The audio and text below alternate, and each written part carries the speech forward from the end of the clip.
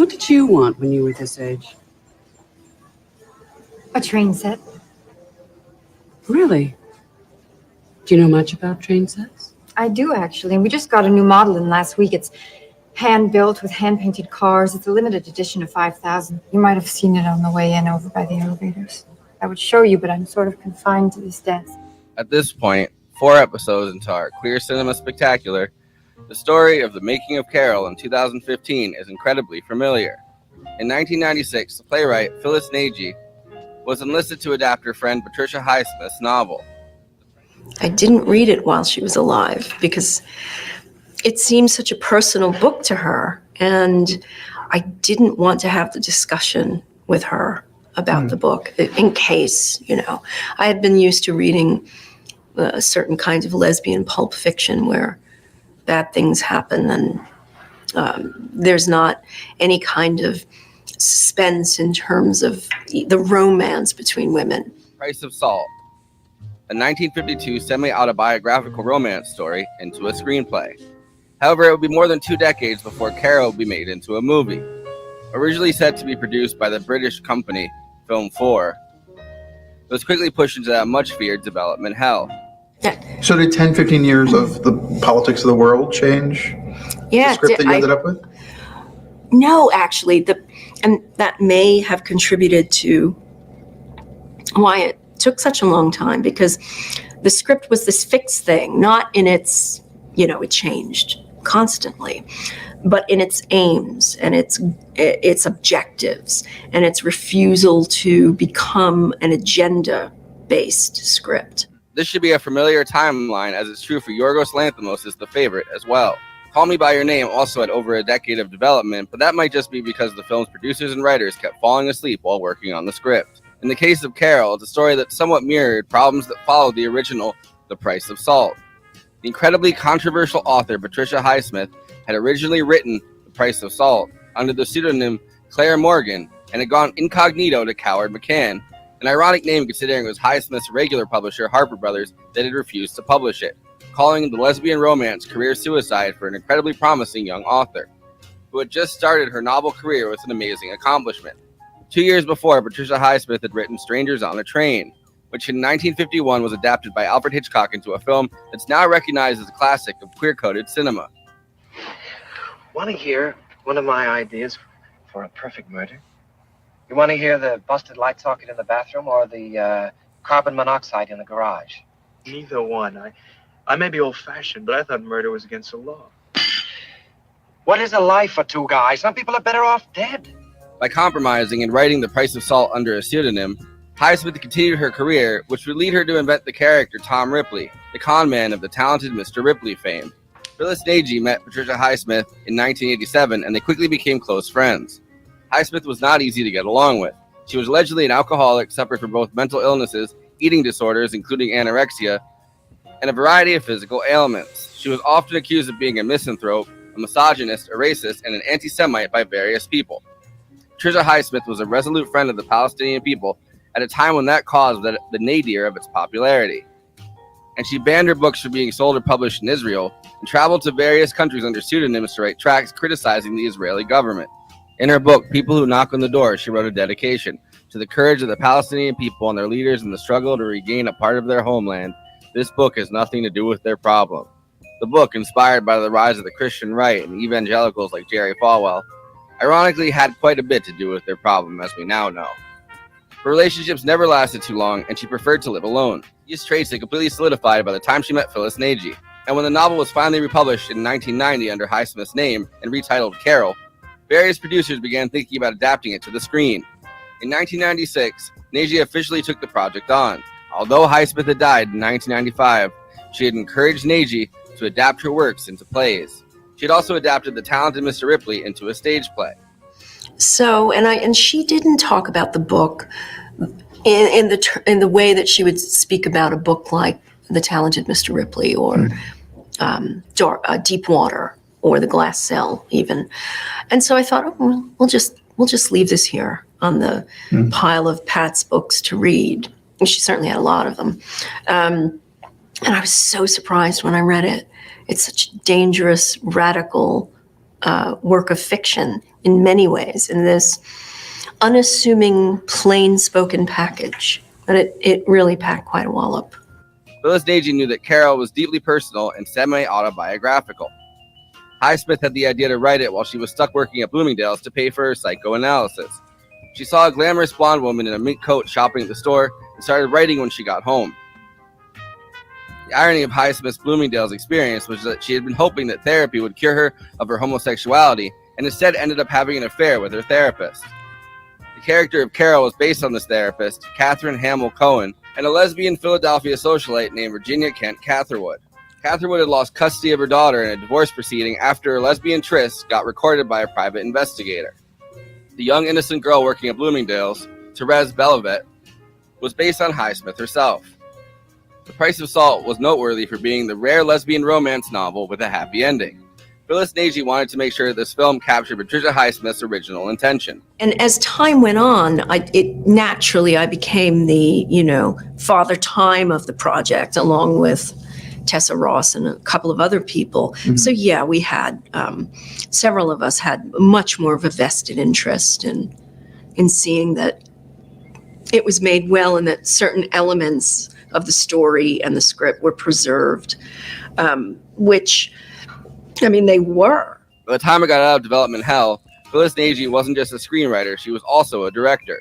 In 2006, she wrote and directed the made-for-TV movie Mrs. Harris, starring Annette Bening and Ben Kingsley. No one else, no other group is allowed, is asked to not just be in a movie. Even criminals and serial killers are allowed to just be who they are. And it's taken us this long to get something done where the women just are who they are. While in the process of development, Irwin and Nagy were told that it wasn't the homosexuality that producers saw as a problem, it was the fact that two women would have to lead the story. Again, echoes of The Favorite. Producers who were trying to make LGBTQ films, and they did exist, were trying to make a different type of gay film, agenda-driven, not simply a romance between two women. Maybe 10 years ago, it could have been made if we'd made that kind of change to the script, and had the rousing speech about rights or God knows what else, And that's probably what it would have taken at that time. But now, or 2 years ago when it went into production, that was no longer the case. Different filmmakers, Kimberly Pierce of Boys Don't Cry fame, Stephen Frears, even Kenneth Branagh, revised, considered, and then rejected. Phylis Nagy's producer on Mrs. Harris was the one who broke the logjam.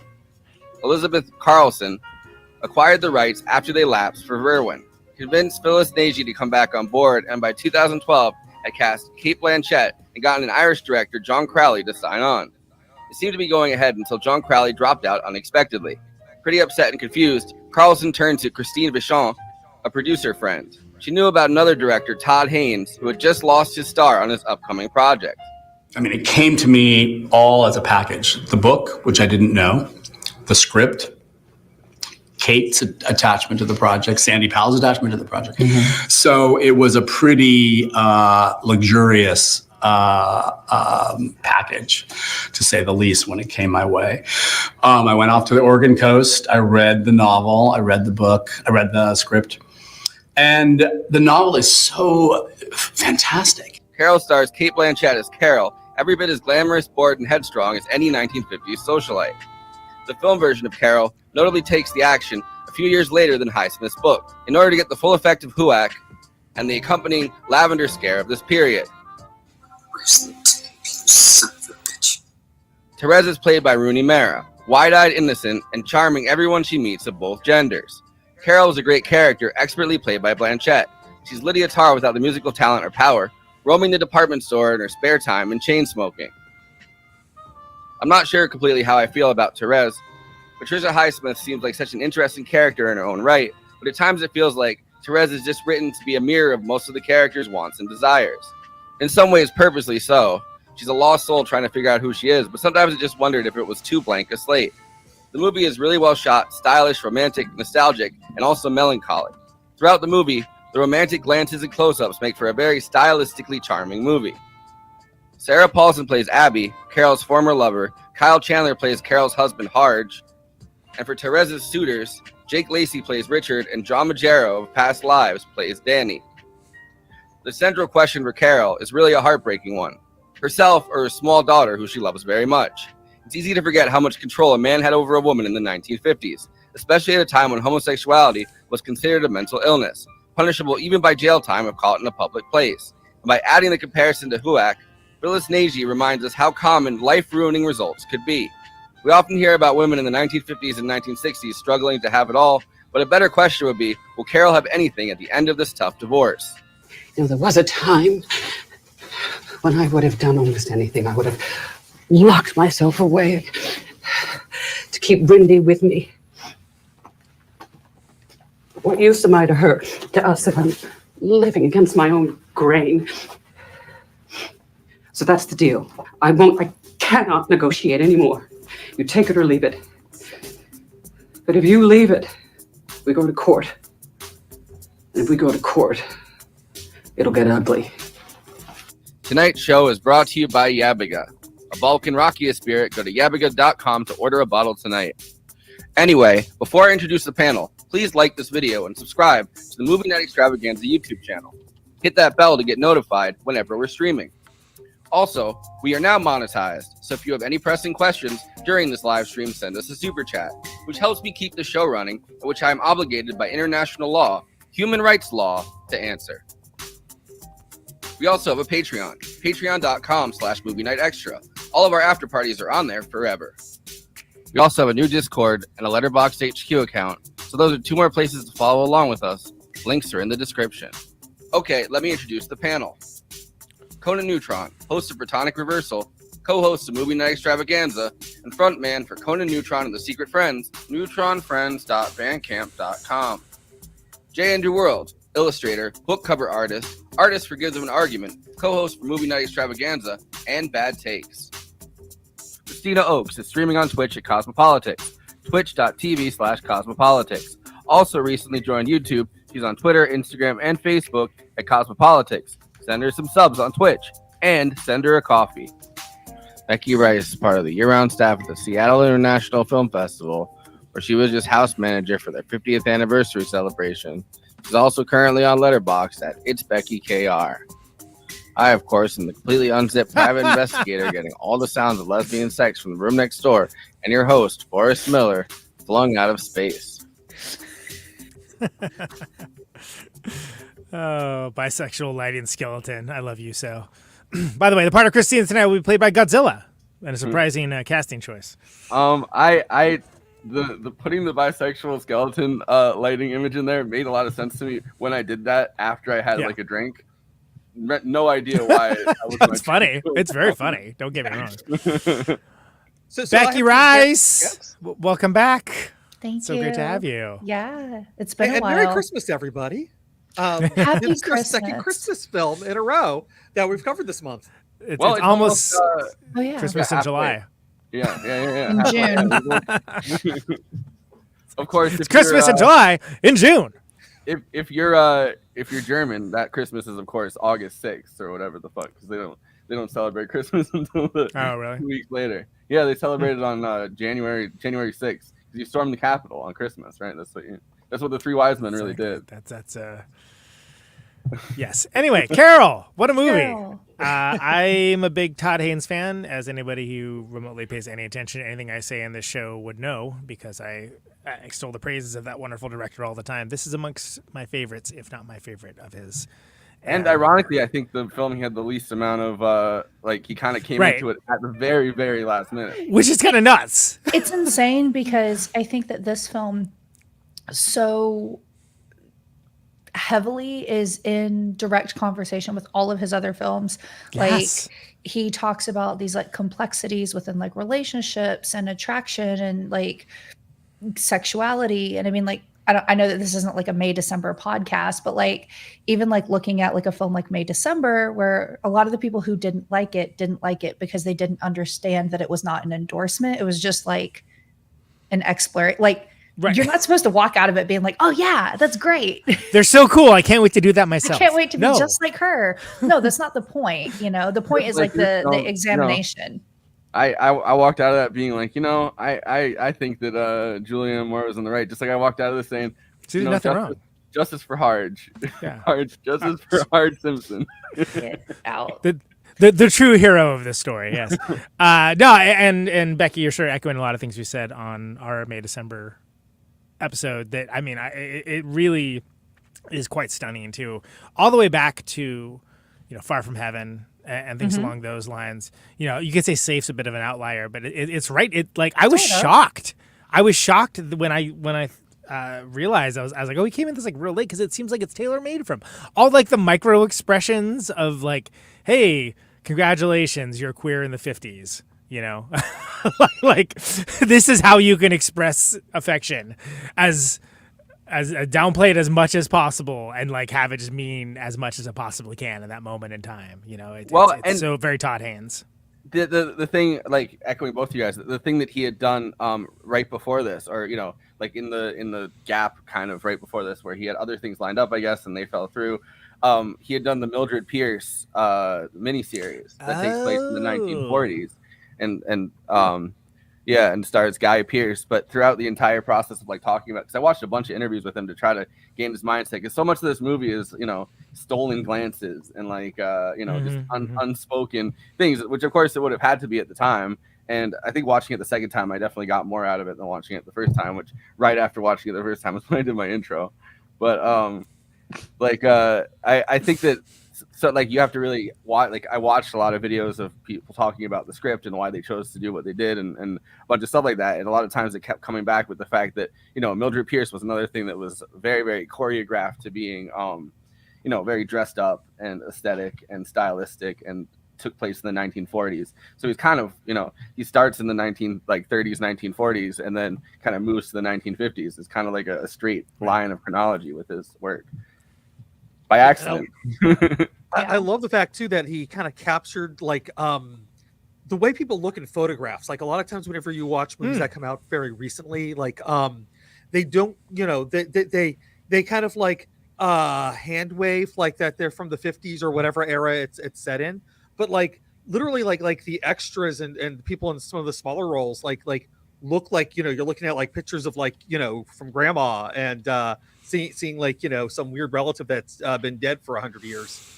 Well, part of that I think is, not just like blocking and casting and costuming, but also the way that the movie was actually filmed. So this was filmed on 16, and so part of the reason that it has that like kind of like gauzy look and feel to it is because it's filmed on 16 millimeter. And I think the decision to do that was to frame this like, when you're first starting to fall for somebody, which for Therese is not just the dreaminess of falling for Carol, it's also like falling for who she is turning into and who she's becoming as a human being. There's this kind of like gauzy romantic feeling associated with it, which is also kind of just what old-timey photographs look like, which I think is why people romanticize the 50s, is because every photograph from the 50s is gauzy.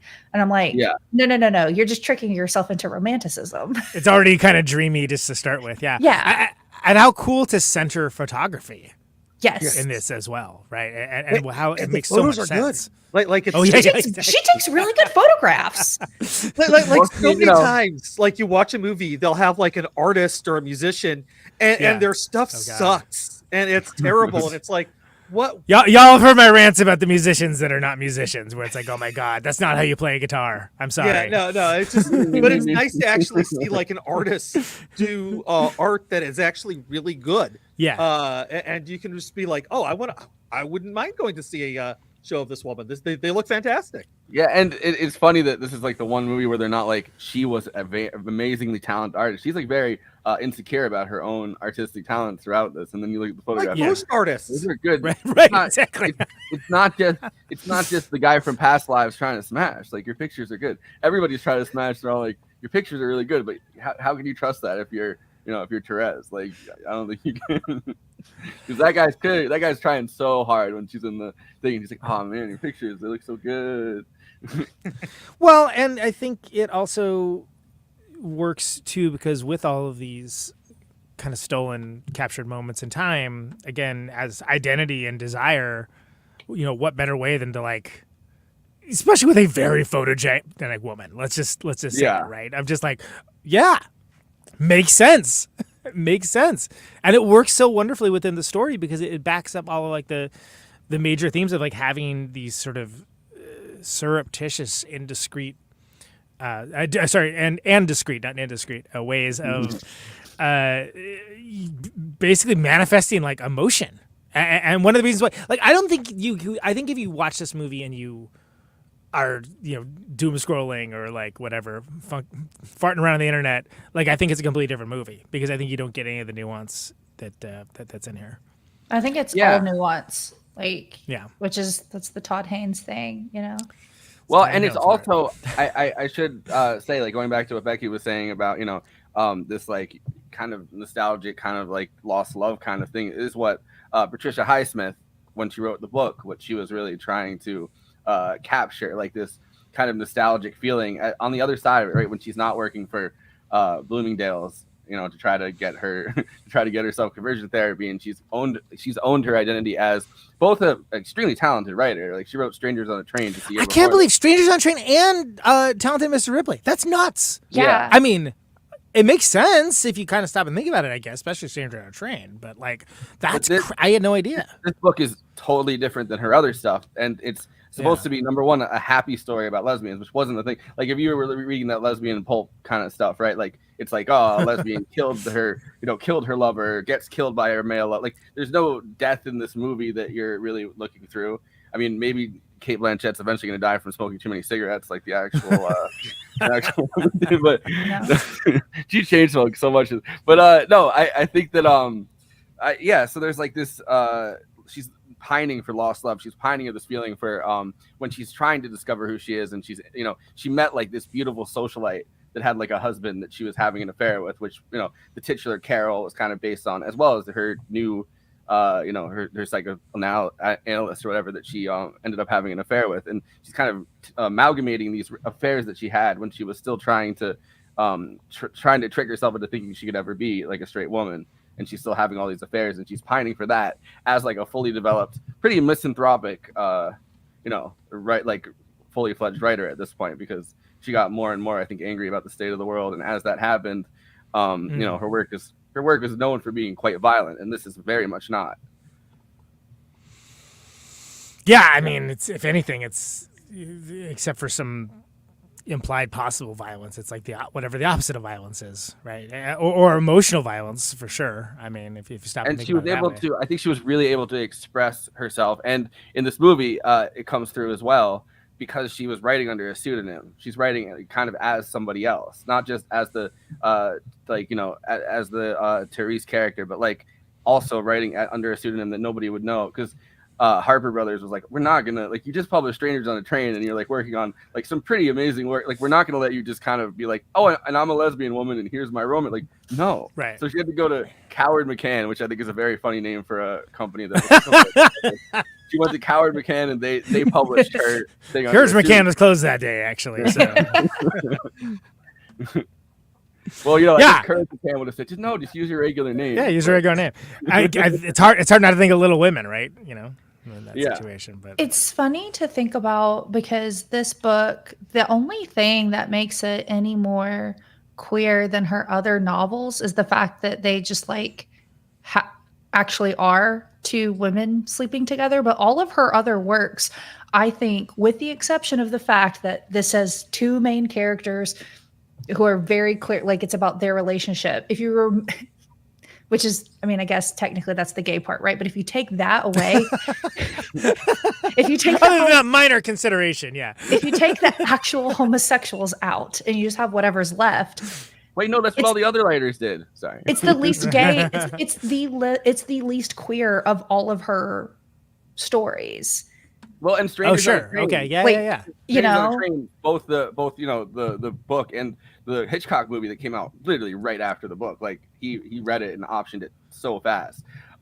is known as like this incredible queer work. Like like Talented Mr. Ripley as well, and like so are like all 4 of those books are incredibly queer. And so it's just very funny to me that some of it's funny, some of it's that people can't really read. They can't read between the lines, and then I think some of it too is like they're friends. They're really good friends. They were roommates.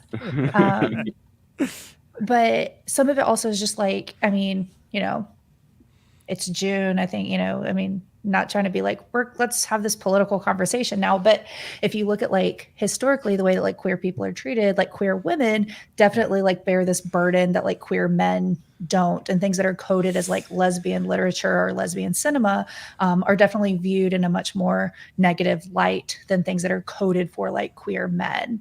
I don't know. I feel like as like kind of in the same vein when you're like, oh, well, if you took out just the queer parts of this, it's not any more gay than her other work. I love that the first thing she says when she sees like Therese's naked body, right, is like, oh, mine don't look anything like that. And it's like that's such a like if you take her out of it, right, and you just like anyone who said that, like you'd be like, no, a guy kind of said that. Like that sounds like a thing that like a guy would be like, wow, babe, like yours, like mine only my body doesn't look anything like that. Like it's like such an interest. Yeah, I'm an outie and you're an innie. I also think that like as far as that scene goes, it's very earned. Like to me, it's along the lines of they're very different movies, but like the love scene in Mulholland Drive, where it's like this is here because this is what happens next in the story. And it has a very important role, but it isn't like it isn't shot to titillate. It isn't like, look, I love The Handmaiden, but like let's get real. Like some of that is definitely shot to titillate. That's whole like part and parcel of the experience. Yeah. I mean, she's literally reading pornography to like old pervs like for a lot of parts of that movie. Like it's baked into the experience. But with this, it's not exploitative at all. I would say that it's not only earned, it's almost like cooked a little bit too long. Like you almost like you think it should happen earlier. Yeah, no, I hear you.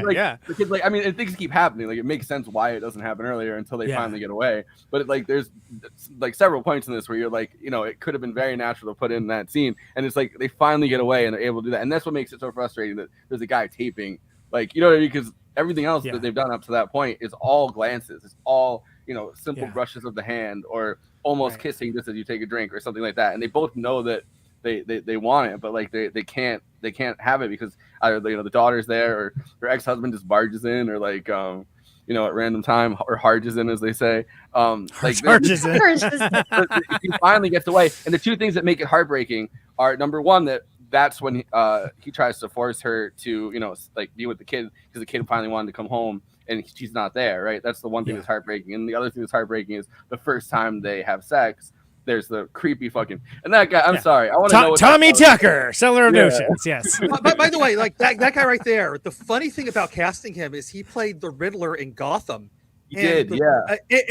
Oh, really? He and Penguin have like... They basically are be gay and do crimes as their subplot. I was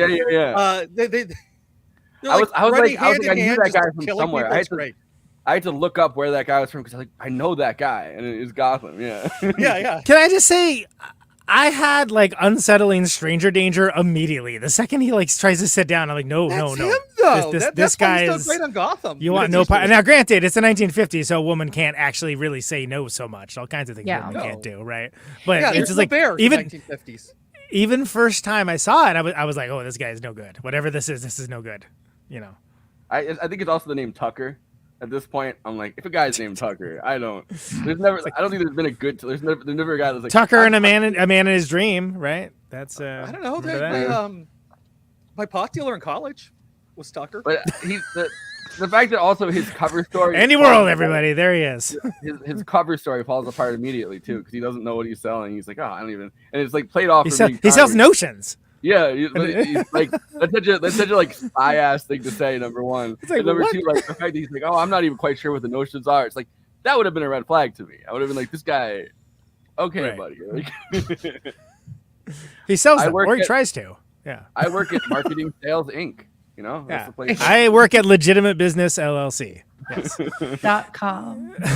Becky, did you have something you wanted to add in on that? I didn't want to. What do I sell? Products. I did from like a while ago because you were saying about Andy's pot dealer, right? It's Andy's pot dealer. Yeah. I mean, Batman's right there. You could also chime in about that. Batman is right there. You got Batman right behind you. Oh, okay. For audio listeners, Becky has a art print of Batman behind her. On the floor. Oh, I thought actual. You're saying the actual. No, Batman is actually behind her. No, actual Batman. Actual. I want to hear what we have a surprise guest. Anyway, Becky, go ahead. Yeah. Surprise guest Robert Pattinson. Oh, it's that one. Yeah, just for the. It's right there. You're okay. You can see it. No, I know. I was kidding. No, you said it. I was saying like it could have been any of the people who played Batman. You're like, oh, it's Robert Pattinson. I was just kidding. I was like, oh, it's that one. Oh man. Yeah, but you can see it. You knew that. Yeah, it's clearly Robert Pattinson. That's the all right. That's it was the supposed Batman. to be a joke. It was supposed to be a joke. Oh, okay. Anyway, full reset. I was going to ask you to explain it to me. Please don't do that. Okay. I love jokes. Okay. Me too. I can't wait to hear some. I love jokes and I love notions. Let's. Yeah, I'm more of a notion guy myself.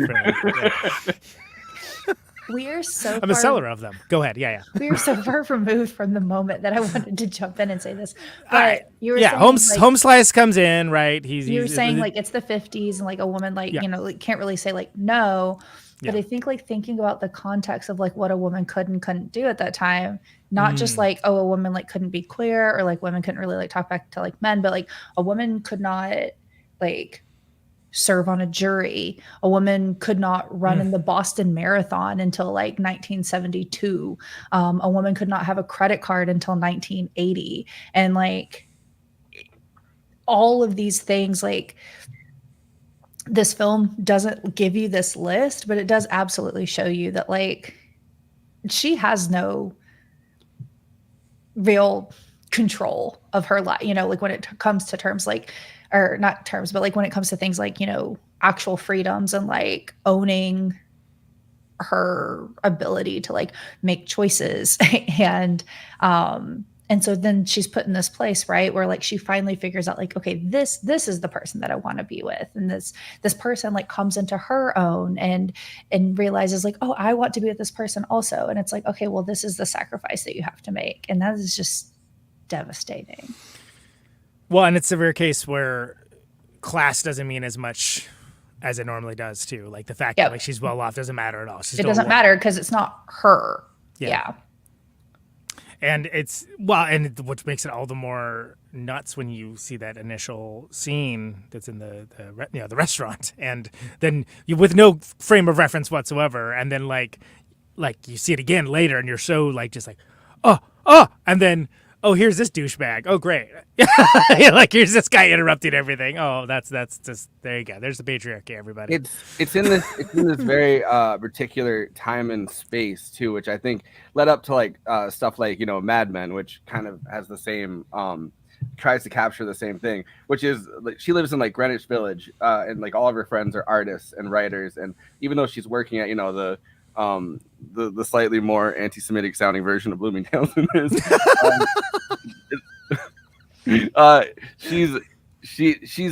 She's working there, but she's also in this artist, right? Like she's in like this weird class place where yes, she's poor, yes, she's working at Bloomingdales, but also all like sweeps into a job at the New York Times, right? Like the place that she's in, I think, in the 1950s, and the real Patricia Highsmith was in, is like this very malleable, artistic and kind of creative. And eventually I think that would turn into like, marketing and advertising and all that kind of stuff for a lot of the people in that milieu. But like, it's a very interesting class place, I think, because the real Patricia Highsmith also, working at a convenience store, met like this rich Philadelphia socialite and had like a dalliance with her because she came into Bloomingdales. Like it's such an interesting, this kind of world colliding kind of thing where these people from a very different culture and set are able to kind of mingle without too much apparent, I guess, class animus, or without the worlds kind of feeling too far apart, even though they do feel far apart. But I think too that was New York City back then. Like, there wasn't because everything was so compact and collapsed together.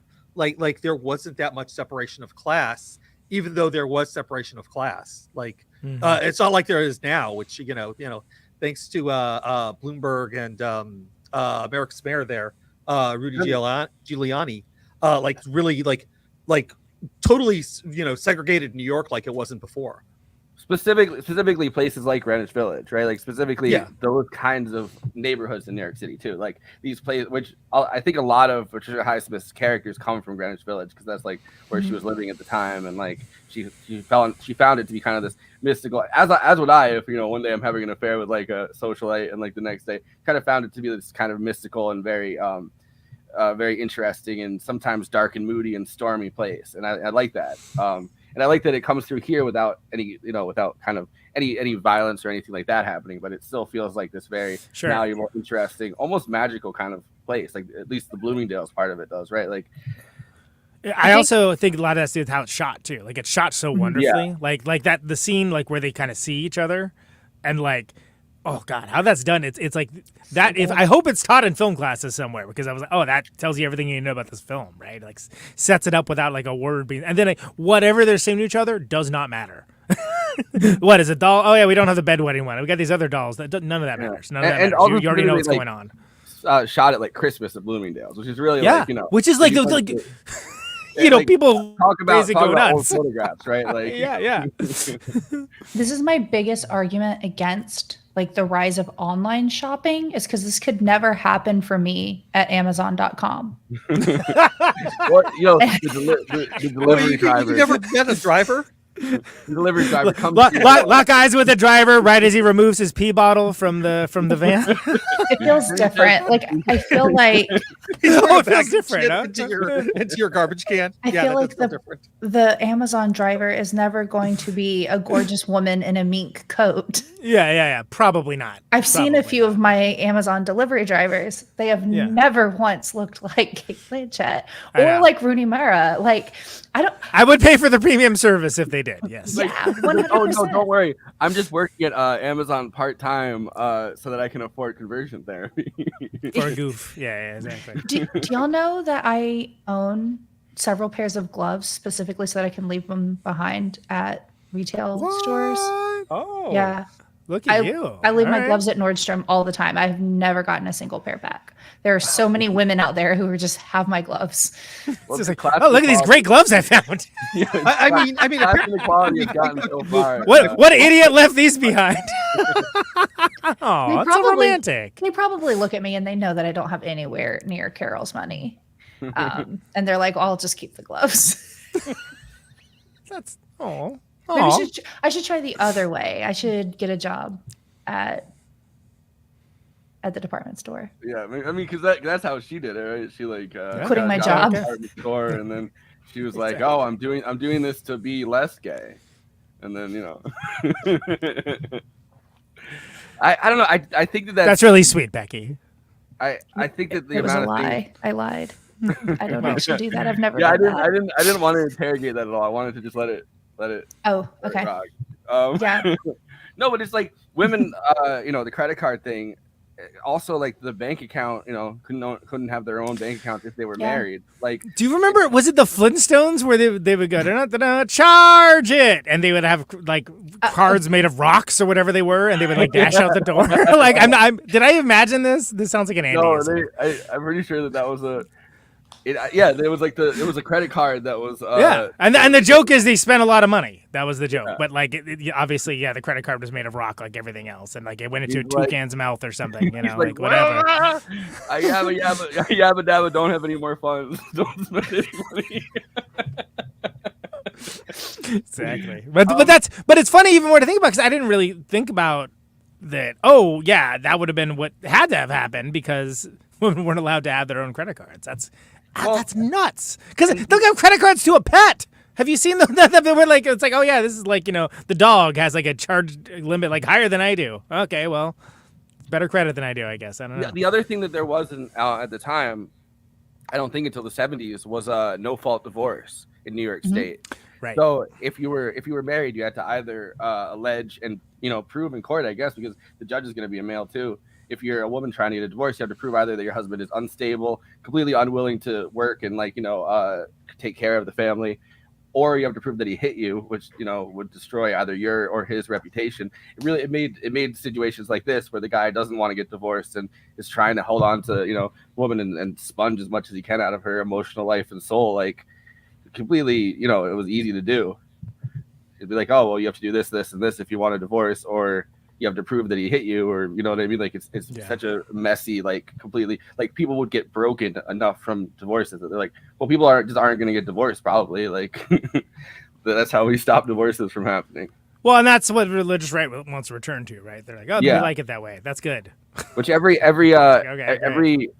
couple of weeks or a couple of months, somebody gets too far ahead of where the conservative movement has gotten and starts railing against no fault divorces, like openly. Everyone else has to hold it back and be like, all right, this is what we're going to do after. Nobody wants that. Like Steven Crowder going through a divorce, going like no fault divorce. Yeah. Well, it's because they're all on like the third or fourth wife at this point. Mm-hmm. Like, every conservative guy. Well, because they're all terrible people that can't keep anyone around in a relationship because they're horrible. That's why. Yeah. Because they keep purging in. Exactly. Where's that podcast anyway? Really, it's hard, and it's like some hard and in charge.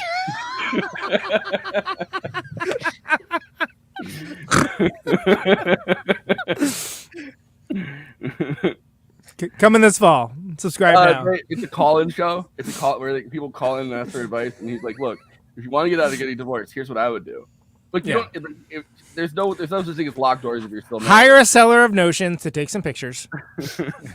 Oh, so that's another thing to touch on. The HUAC, which I always want to say in an Al Pacino voice. HUAC. Like the HUAC connection, right? Which wasn't exactly there in the book that was added by it was added later on. That's one of the touches. The Lavender scare is going on at the same time, where that was mostly gay men. But the whole thing is like, the justification for it, or part of the justification is that like, oh, gay guys, gay state employees mostly, but also, like corporate executives, like they could all be kind of blackmailed by Russians or blackmailed by communists, America's enemies, in order to, they're not trustworthy people. If you're gay, you're not trustworthy, and people are just going to blackmail you. The Russians are going to have sex with you and take pictures, and like it's this whole moment of insanity that gets lost in all of the Red Scare stuff. It's wild that instead of saying like, okay, instead of making this something taboo that they can be blackmailed over trying to keep secret.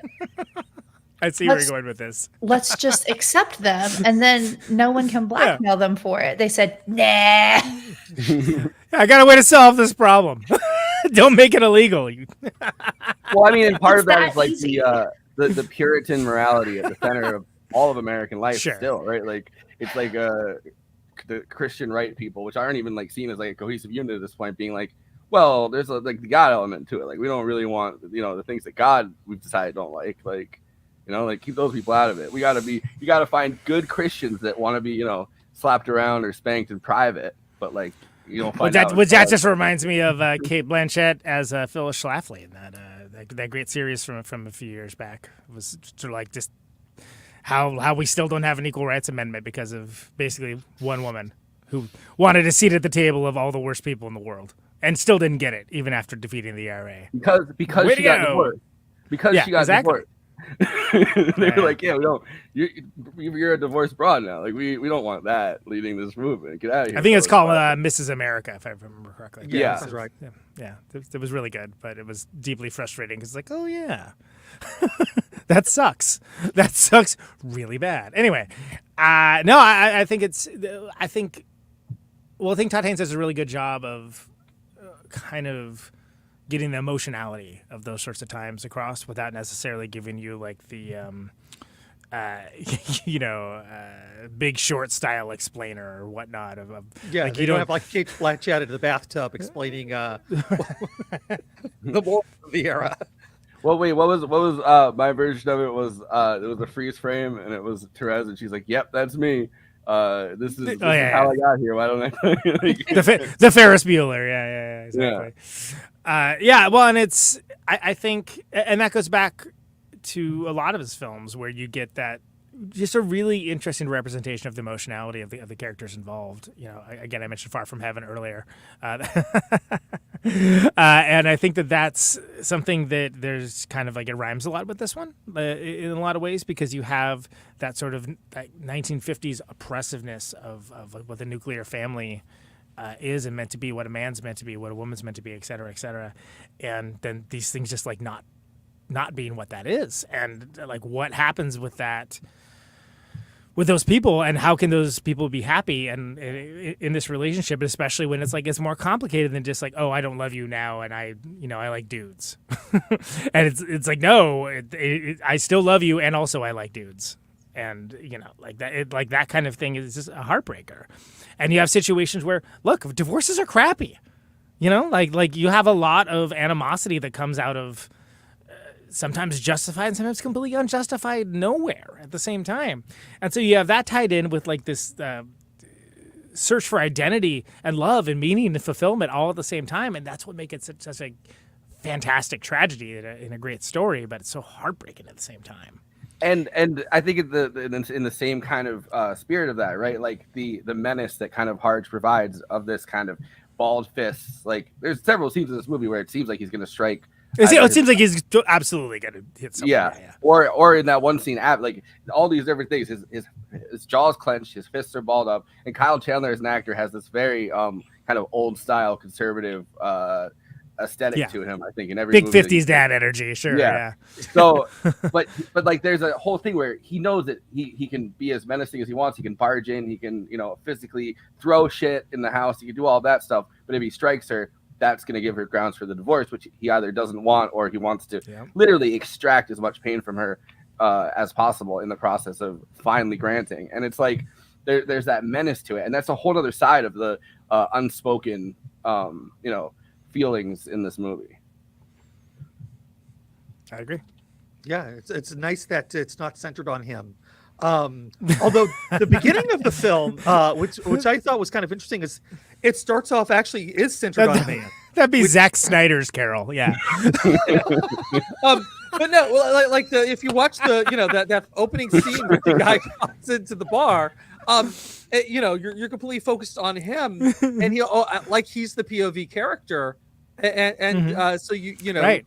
When you get the scene later on, it hurts like seeing the scene from their perspective. Yeah, well, and it's again, Zack Snyder could never. Zack Snyder could never. No, it's a parallax view moment. It's like a Rashomon effect to a certain degree, right? Because like something that like meant something entirely differently when you were just getting accustomed to the story and the characters and their situation.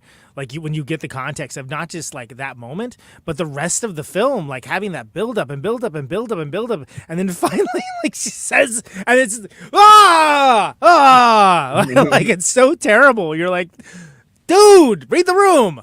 They're busy. Yeah, They're busy. Well, and that guy is such a like he's in a couple scenes, but he's such a fucking marginal character. Like so at the beginning, like to Andy's point, like you kind of assume like, oh, this guy's gonna be some kind of character, like a jilted lover that you left behind, and he's not. Yeah. He's just a dude. That, like there's her, the guy that wants to be her husband that she's never gonna accept, and he's not taking the hint. There's the guy that kind of uses his power over her to kiss her from past lives in a pretty uncomfortable fucking scene. And then there's that guy, and he's the third guy in that, the odd one out when they're all drunk at the bar. Like he's the guy that's just kind of looking at the action. So when he goes in, he's like, I haven't seen you in a while. It's like, you're a real marginal presence in her life, buddy. Like, and that's what's so great is that like it being like, this nadir of patriarchy within like the modern United States of America, that like of course it's natural for him to feel that way. Just I'm gonna break in and on whatever, I'm sure whatever these hens are talking about, it isn't important. I'm just gonna break in on it and announce my presence and ask if you're going to the party. Hey, you going to the party? Yeah, exactly. For like the dumbest thing possible. Be like, oh, the party's like on in a different part of the city, but I can bring you there in my car. Yeah, real subtle. Yeah, but there's I probably do that about Stargate, so there's something so dignified, I think, even in the scene where you don't know what the fuck is really happening, right? Like in the first scene of Carol's like, no, you go ahead. I have to stay here and make a phone call. In that moment, you feel how like regal and majestic of a character she is. I mean, even when life is, even if it's not doing it physically, like life is. Because she has to be. She always has to be composed. Always. 100% of the time. And if she slips for like a nanosecond, then it gets like seized upon and ruins her life. Which she does in the scene with the parents, and it becomes in that moment so fucking awkward for a good 30 seconds. And like it's kind of like I wasn't talking either, like while I was watching the movie, but it makes you almost like speechless. You're like, holy shit, like her just showing any kind of emotion to that statement, like to that like really just hard pressed small talk where people are like, I hear you're going to the therapist. I hope that's going well for you. Oh, the therapist is from Yale. Well, you know, my cousin went. Like, it's this name talk. It's a meaningless inanity. Yeah. Exactly. And she finally loses her frustration in that moment in front of, you know, the parents for 1 second who love her and they're like, oh, she's such a composed, you know, because she is very good at that small talk throughout most of the movie. She loses it for 1 second and there's just an awkward minute of just like silence before she has to be like, but it is helping me a lot, and she has to like try to bring the conversation backpedal it back down because that's what was expected of a woman at the time, you know. And it just speaks to how awesome she is as an actress that she's able to like ramp that up and ramp it down, that it is kind of like a breathless moment. You feel like you're at small talk table. Sucks, by the way. No. You feel like you feel like in that moment, which I think is a Todd Haynes thing, right? Like he's very good at like coming up with these beats within a scene. Yeah. And you kind of feel like you're like, it was the same thing with May December when they're all sitting around the table and she's kind of trying to pry more and more into their very, shall we say, unorthodox marriage. Natalie Portman's trying to press a little bit further into it, and the table becomes very awkward. And there's that moment in that too, the way it's shot, you know, like the shot, like, you know, shot reverse shot kind of thing. You feel like you're at the table too, and it's like, like I want to get out of here. I don't want to be at this fucking table anymore. Hard agree. Yeah. So what do you think about awkward table conversation, Becky? How do you feel about that scene?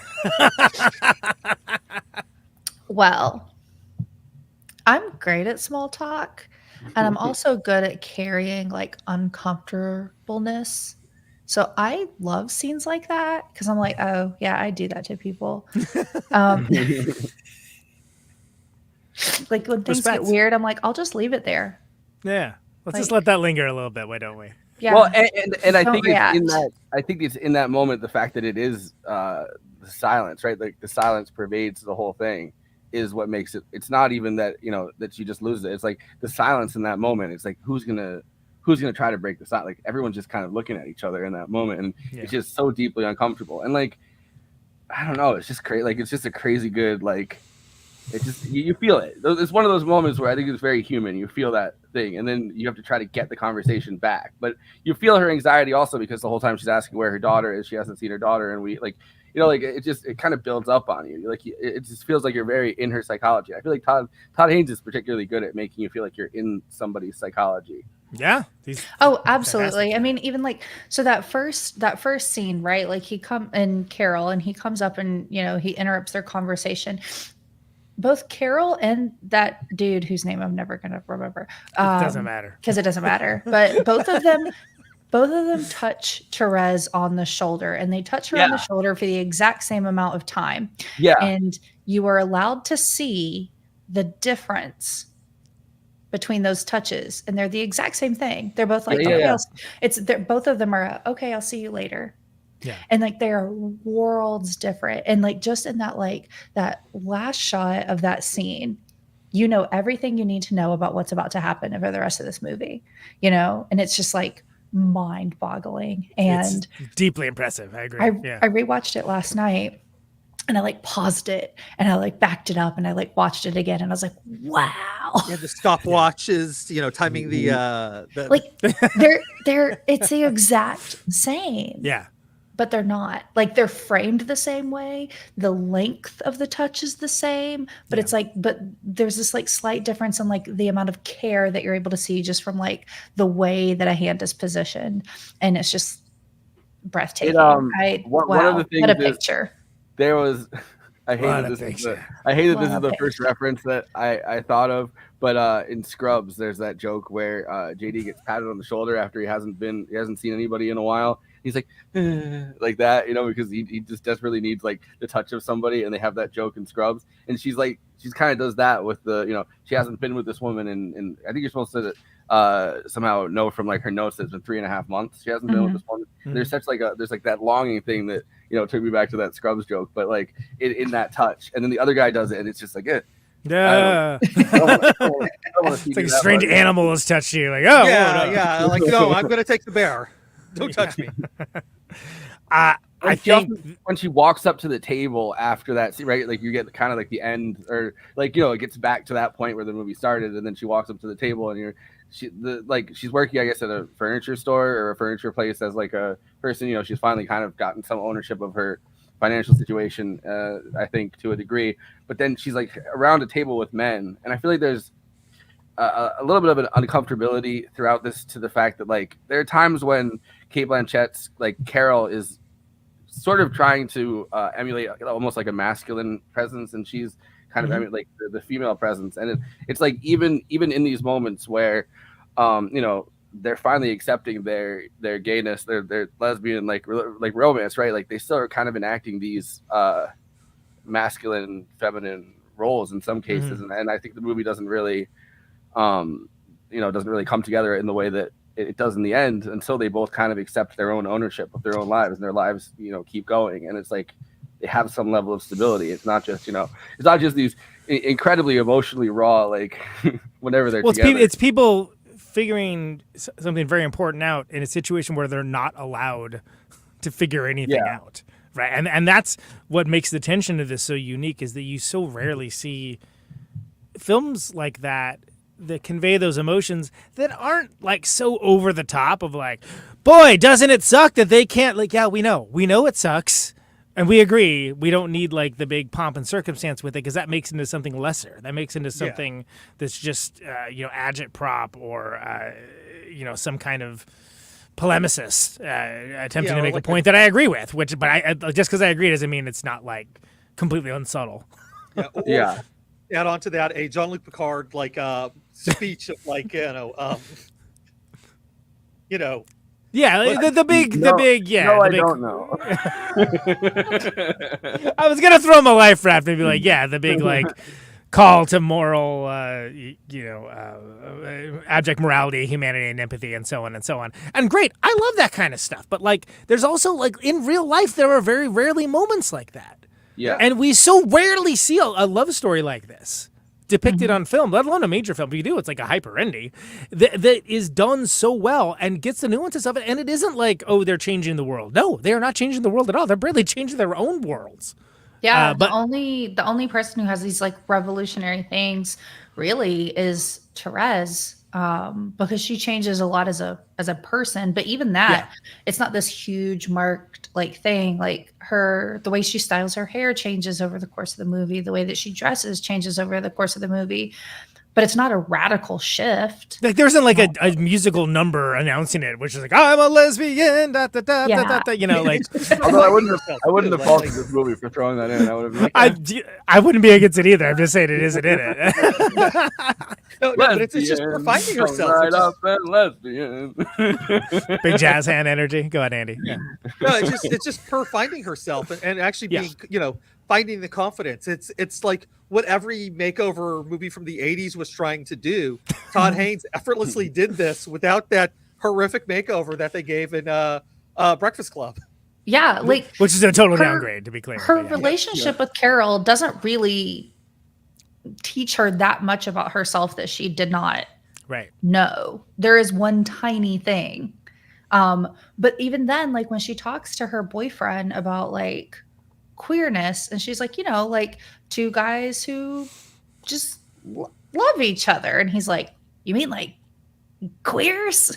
Or whatever he says. Right, she's well, it's I'm just mean like two people who like love each other. And he's like, so are you saying you love a girl? Yeah. Like, are you saying I love a boy? Are you trying to tell me something about myself? Yeah. So literalist and like baseline alarmist about it. Yeah. Where it's like almost like panic. And like the softness that she has in like her response to him, it makes it pretty clear that this is something she was probably thought about even before having met Carol. And it's just this tiny reassurance of like, okay, this thing I got right. Like this thing I know. I think, you know, allows her to feel more confident in like these other aspects of herself. And so we see these like slight and tiny changes. And I think that that's a thing that happens for a lot of people, you know, in like a pivotal relationship in your early 20s. And it might not be the person that you end up with forever, right? But it like starts to like kind of just like secure and unlock these things that end up being the building pieces of like who you actually are, right? And you just needed somebody to kind of like help you unlock those. And I don't like, I feel like there's a very human for really anybody, like universal thing to this, which is like, I'm sure you guys at some point have gone through like a situation where you meet somebody that, you know, you really like, you're attracted to, you can see yourself with them or something, but they're going through a moment in time that's such a shit show, and you walk in to an ongoing, like not realizing that you're kind of walking into an ongoing train wreck, like complete train wreck in all sectors of it, right? His name was Tyler Durden, actually. but you're there with this person, and you want to be there, and you try to be there, but like even if it doesn't work out, there's like a moment where you realize like, no, I've kind of walked into an ongoing situation that is falling apart, so like deteriorating so rapidly that like I don't know what to do, even if I care about this person a lot. And I feel like this movie gets that exactly right, because some people are so good at looking together when you don't know them, or like looking together when, you know, they're browsing around a store, they're glamorous, they're beautiful, and then you get into their lives, it's like, this is just the wrong time for any kind of romance, right? Like there's too much going on. And that's a really cool strength Cate Blanchett has as an actress, is that she's very good at, you know, the eyes will tell a different story than the mouth or the rest of the face. And it's used to such great effect here. And again, in a way that just in her character alone gets across so many complicated historical events and ways that women had to present themselves. And in shorthand through visual expression, which is impressive. And she does this like incredible job of like showcasing a woman who understands like how this could potentially limit her and threaten her. But at the same time, like is not necessarily like scared of or unsure of or uncertain about her sexuality. Which I mean is like this thing that like Therese like needs, you know, which I just, God, what a movie. Pretty damn good. Yeah. Yeah, there's like I think there's also like a kind of heartbreaking generational like thing to this too, where the character of Carol, I think, is of a slightly different generation, like probably a couple of decades in this movie older, or maybe 10 years, like I don't know exactly how old she's supposed to be, but she's older than the Therese character. And she has to be like, it's a quintessential part of like the queer experience, I think, is sleeping with somebody who's 20 years older than you. Each generation, especially like at this time, right? Like it became easier to kind of take on alternative kind of choices, right? Like people started to be more aware of it and stuff. And you have to like, I mean, I got to think like, it's a situation where with her class, where she is kind of class wise, and where she is in this kind of liminal space, I guess, in Greenwich Village, like it's probably slightly easier for a Therese than it would be for a Carol. And I think this is interesting when I was watching the screenwriter talking about it. She literally did it like you're talking about like Sex and the City or something. She's like, well, you know, some of my friends would say like I'm a Therese right now, but like I will be like a Carol. Like they almost did that. Yeah, totally. Yeah, absolutely. She was like, Sex and the City. Let's do that. Come on. but Phylis Nagy was like, you know, she's very out. Like you could just looking at her. I used a lot of her clips for the intro. Like looking at her, like you could tell, like, all right, this is like a lesbian woman. And she was a lot younger than Patricia Highsmith when they became friends, and they were very close friends in the last decade before she died. And she kind of took her under her wing as like a writing prodigy, as like another queer woman that was at a point where she was, you know, cancer riddled and kind of destroyed. And she was like, yeah, I didn't read this book because as a queer woman, you know, that was figuring my own stuff out. Like I couldn't read this book because what if I had the wrong take? Like what if my take was so like, I said, oh, like I really like this character and I'm supposed to like this character. And there's like an insecurity to the way that she didn't read the book. When she was talking about that in the interview where she's like, this is such a personal book to her, you know? So like, I couldn't fathom like reading it and then like asking her a question about it. And then as soon as she died, I was like, oh my God, I should have read that book and I should have talked to her about it. Yeah. It's such a tiny clip in that interview. And like my heart just like sunk. Yeah. And it's like a guy that kind of a bunch of times like kind of tries to fill in things that she's going to say in the interview, which is like, it's so quintessentially this movie too, where it's like a guy being like, oh, because of this, right? And it's like, dude, let her Just let say her what it talk. is. Yeah. But I like going back though to our first episode that we did where everybody was bored talking about Call Me by Your Name. It's just not a movie for us, I don't think. But we went through all of the like early 2000s movies, and they are all like not. I don't know. If you liked it, I'm sorry, but yeah, I like movies that are good. That's why we're covering a good movie tonight. Yeah, well, but that's also a good one. But we went through like a long list of like the top 50 LGBTQ movies from the 2000s, from the early 2000s, even like the late 90s till now, and like we noticed that like a lot of the ones in the 2000s are very like agenda driven, like Milk or something like that, or like even like Brokeback Mountain kind of. And this movie is like gladly not agenda driven in the sense that like they're just, like I like what she said about like they're just allowed to be, like who else is not really allowed to be. And like that's kind of what this movie does so well, and the fact that it's not like an earth shaking, like they're not like, oh, and I've discovered gay people can get married at the end of this, like that would have taken me so far out of the, like, you want to get married again, like Jesus, like your last marriage is already fucking falling apart. It didn't work out so well, right? Yeah, like you're not stuck inside of this tragedy. There's plenty of aspects to it that are absolutely like tragic, but you're not left being like, oh, exactly. But then you're also not like, yay. And you're not.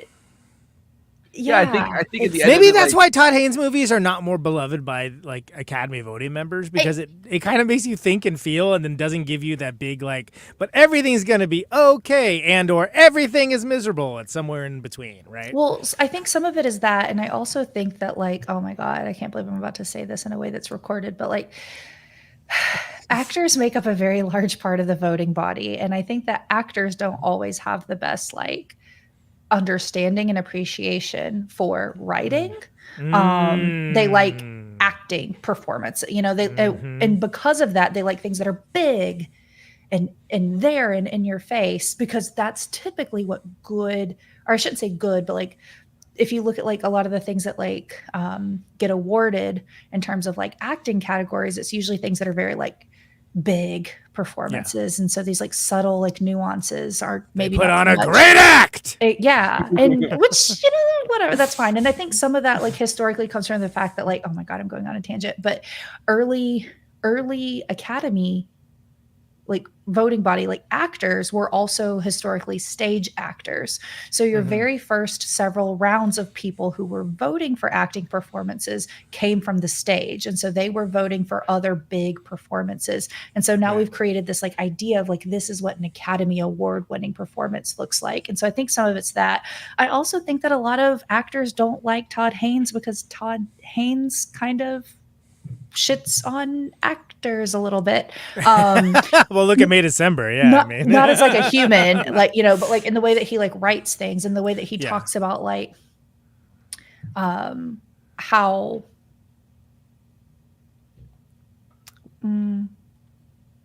what's the word that I'm looking for? Parasitic. Like the idea of like acting, and even writing, can be, and I think Carol is like probably the story that he does that the least in. But if you look at like most of his other movies, there are like tinges of that in it. And actors don't like to think of themselves as being the bad guys. And so they don't like him. Yeah, I think you're definitely on to something with Todd Haynes. It's interesting that the first director to cover a Patricia Highsmith novel was obviously Hitchcock, who famously, enraged the acting community by being like, they're just like cattle. You just put them in a pen and then, they're just like cattle. Just tell them what to do. Yeah, and then kind of Todd Haynes in his, he was the David Mamet of his day. Yeah, the stories that he tells, the stories that he tells about acting, right? Like it's interesting that each of these are like directors that are brought to her work for very different reasons, drawn to her work for very different reasons, but like the acting thing is there in both cases. I mean, totally. Well, and this film was omitted from both Best Picture and Best Director. You know, and in a year when it absolutely was justified. What were the nominees that year? For picture. Well, this was the Spotlight because that was 2015. So Spotlight. It was Big Short. Oh. Some Spielberg movie. Oh, Bridge of Spies. Fury Road. This is the Fury Road year. This is the Martian year. The Revenant. Not The Room, but Room.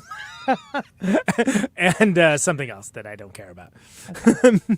But this was the year that they gave it to Leo for the Bear movie. Yep. For actor. The Revenant, So the ones that was nominated for Best Actress for Cate Blanchett, Best Supporting Actress for Rooney Mara, Best Cinematography. Who lost to Alicia Vikander and The Danish Girl. I don't like the. I don't want to think about that movie.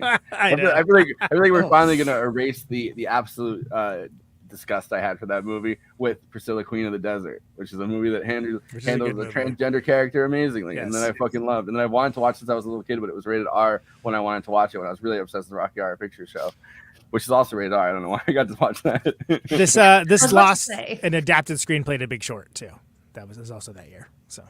That's honestly though I think that's fine because I think that's an incredible adapted screenplay. I have a very strong opinion about adapted screenplay that it shouldn't just be the best screenplay that is adapted. It should be the best adaptation. And so therefore things like The Big Short, which is not narrative if you've ever read it. But when you 3 months ago for the show, finally. Yeah. The information is the same. The story you're being told is the same, but it's not a narrative story. And so to be able to take something non-narrative like that and create the story out of it is incredible. I feel the same way about How to Blow Up a Pipeline. I was like, this fucking awesome adaptation, but that's apparently not what that's not what best adapted screenplay means. I also think that a lot of times they give best adapted screenplay to a movie that feels important, which The Big Short did, but they're obviously not going to ever give Best Picture. We're not going to give this Best Picture, so let's just give it something to show that we did acknowledge it was good. We're showing that this is an important movie. There's an importance to this. But at the same time, does anyone really want to think about how, literally nothing changed after a major banking crisis that threw the international system into turmoil? No, of course, people don't really want to think about that, at least in the Best Picture sense. I mean, remember when Crash won Best Picture and we solved racism? That was pretty good. Yeah. And then the Green Book won and they brought it back. They brought it back just to we brought back racism. Thank God. Those last couple years have been rough for us. Not having any racism because of Crash. So there is something So Best Original Score, and then Best Costume Design. It was nominated, which is score. It lost to Hateful Eight, which is Morricone, and frankly is fantastic. So okay. Yeah. I did want to ask you about the score though. Once we finish up the Oscar conversation. Yeah. Well, the only thing I wanted to say, this is the last one I got nominated for, Best Costume Design, which is Sandy Powell, which is the same costume designer from The Favorite. That did such an amazing. Awesome! Yeah, you mentioned that. That's rad. Yeah. Wow. I got it. And she also was the costume designer that did The Irishman, and she also did Wolf of Wall Street, which is just killing it with those selections. Yeah, I was gonna say. Yeah. She's incredible. What won Best Costume Design? Let me see. They just have a list.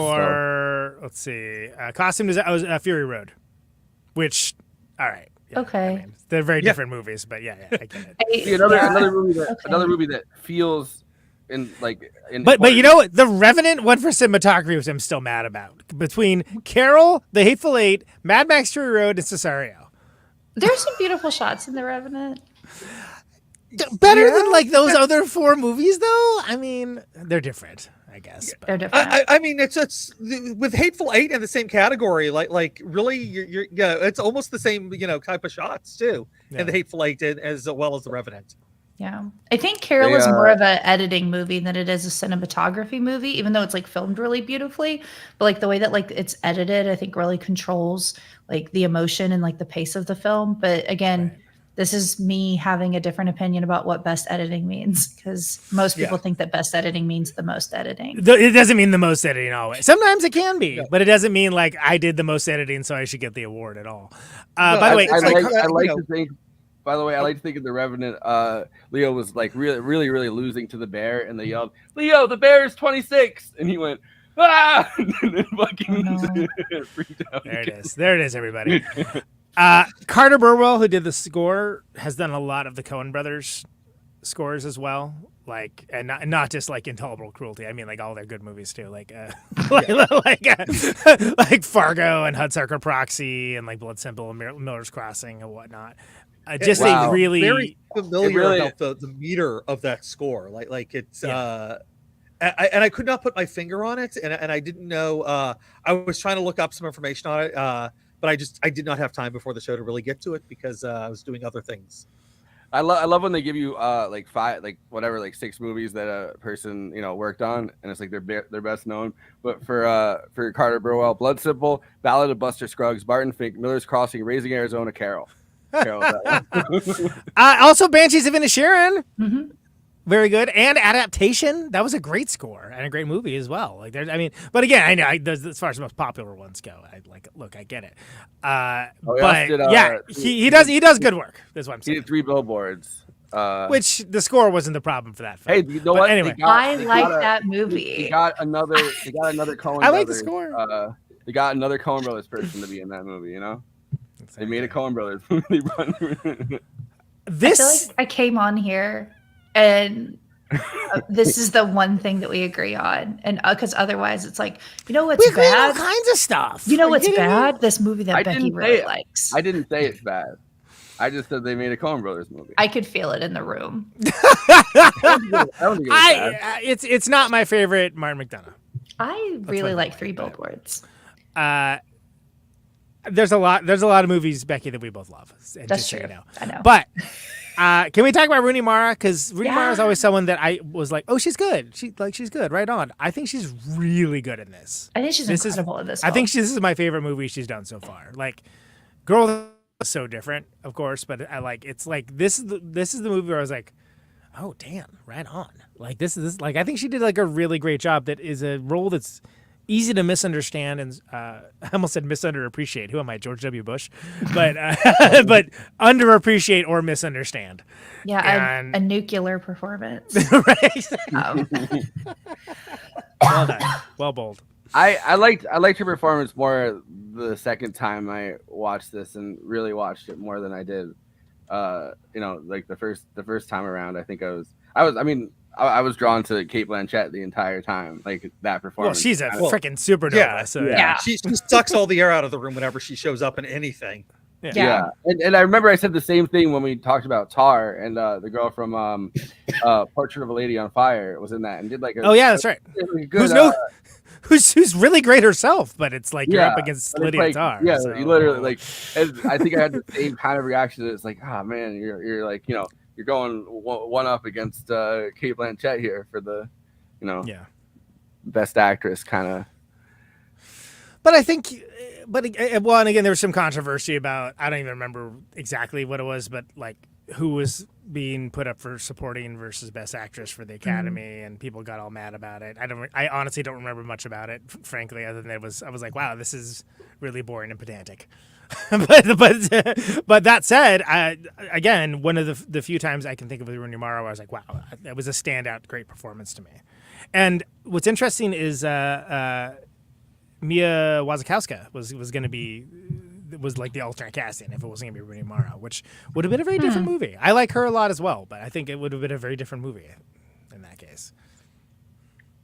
Yeah. Thank also, you. it's nice. That would have been a different movie. Thank you. Yeah. I mean, I had nothing to say except. Yeah. No, yeah. But what I did quite enjoy is just the she too was just as subtle as Carol and the titular character. Yeah. Yes, the titular Carol. Yes, the titular Carol. But also does not need that Patrick Stewart speech of just like I'm now a photographer. It's all Right. done through this really great performance of her finding herself and becoming comfortable and blossoming. And so when when Carol actually comments on that at the end there, and that when they're having dinner together, it's just like, yeah, you see this beautiful slow growth, and it's a lot of that is the performance that she gives. Which Abby apparently knows all about her, little gossip queen Abby over there at the table knows all about everything she's been up to, and it's like, hey, you want to know what your ex-girl's up to? Yeah. Let me fill you in. I By love the way, Abby. I wanted to say I got distracted for 1 second. I realized that Carter Burwell did one of my favorite fucking scenes of the Coen Brothers movie. The No Dames thing with Channing Tatum. He did the music for No Dames. Oh, right. Sits up on the table and tap dances in the most homoerotic fucking tap dance you've ever seen in your life. That scene was all done by his music was all him. That's crazy. And the Highlanders in that scene too, which makes it even crazier. There you go. Highlander spotting.